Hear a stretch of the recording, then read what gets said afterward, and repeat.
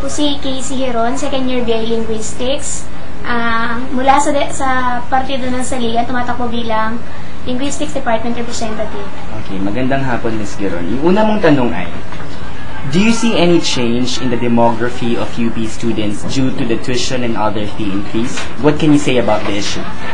Ay, hindi ako makakapagsalita po nung bago pa ako pumasok. Pero, ayun naman sa mga naisusulat at naibabalita, malaki talaga yung mga taong gusto pumasok sa UP pero hindi nakapasok dahil din sa mataas na tuition. Sa totoo niyan, batay sa aking personal na karanasan, umunti ka na rin akong mapasama sa mga tao na hindi nakapag-aral sa UP dahil sa pagtaas ng tuition. Ngunit pinalad pa rin ako na magkaroon ng magulang na nagpursige upang makapasok ako dito sa Universidad ng Pilipinas.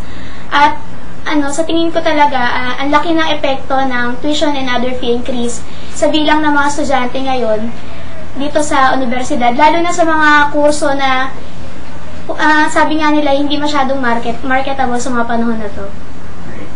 Susunod na tanong.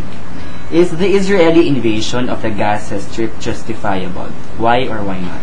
Sa tingin ko, ang nangyari sa Gaza ay hindi makatarungan. Bakit? Kasi ito ay isang uri isang paraan na naman ng US para makaka-penetrate doon sa isang lugar na maraming oil reserves. At isa pa, ang dami kasing mga walang malay na mga bata na nadadamay dito. Lalo na yung nangyari sa maraming paaralan doon sa Gaza kung saan hindi naman napatigil yung pagbobomba doon ay sinabi nilang ayos lang naman. Pero kung iisipin natin, hindi ito makatao na kahit alam mo yun, kahit hindi ka nakatira doon o na sobrang layo nila, makikita mo yung yung kamalian dun sa nangyari doon sa Gaza. Alright, your last question.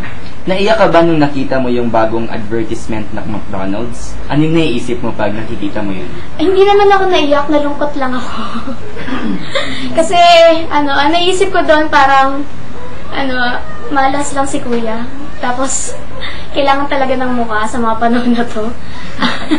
Ayun, pero ang nakakatuwa doon, natuwa naman ako doon kasi, ayun, may values naman siya ng friendship and ayun. Magandang hapon. Ako si Ronald M. Berenguela, third year BS Geography for Geography Department Representative under Saligan sa CSSP. Alright, good afternoon, Mr. Berenguela. Your first question is, do you see any change in the demographics of UP students due to TOEFL? What can you say about the issue? So, nakikita na talaga natin na yung bilang o yung populasyon ng mga pumapasok ng mga UP students, na mga estudyante sa UP ay talagang bumababa at nakikita natin na ito ay epekto noong pagtaas nung ating tuition fee na kung titingnan pa ay sa mga susunod pang mga taon, alam natin na ito ay mas bababa pa dulot nung isang interview ni President Truman na kung saan sinabi niya na asahan na natin yung pagtataas ng tuition batay doon sa pagtaas ng inflation rate. Kaya yung bilang mismo ng mga estudyante na papasok sa UP ay talagang mababawasan. Kung kaya't yung nakikita na natin na yung edukasyon ay hindi na nagiging isang karapatan, hindi na nagiging isang karapatan, kundi nalilimitan na ito doon sa mga kabataan na may kakayahang magbayan. Alright. Second question. Is the Israeli invasion of the Gaza Strip justifiable? Why or why not?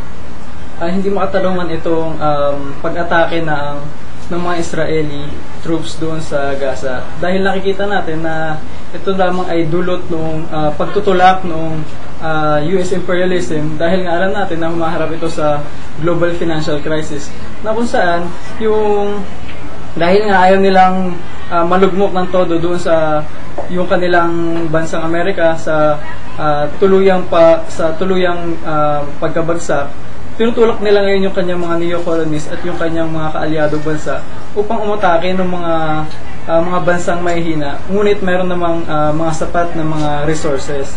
Kaya makikita natin na hindi makatarungan, lalo na yung patuloy ng pagtaas ng bilang ng mga namamatay at mga casualties, at pati yung paghaharang doon sa mga tulong na ibinibigay ng mga bansang may concern doon sa nagaganap na gera sa Gaza. Okay. Huling tanong.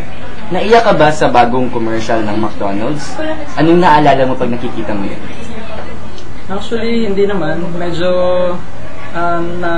natuwa nga ako dahil napaka-creative ng kanilang pag-iisip kung paano i-market yung sa tao yung kanilang products. Pero alam natin na kahit na hindi healthy yung mga kinakain sa McDonald's, nagagawa pa rin nilang i-market yung kanilang products dahil dun sa creativity na ginagamit nila dun sa kanilang mga advertisement.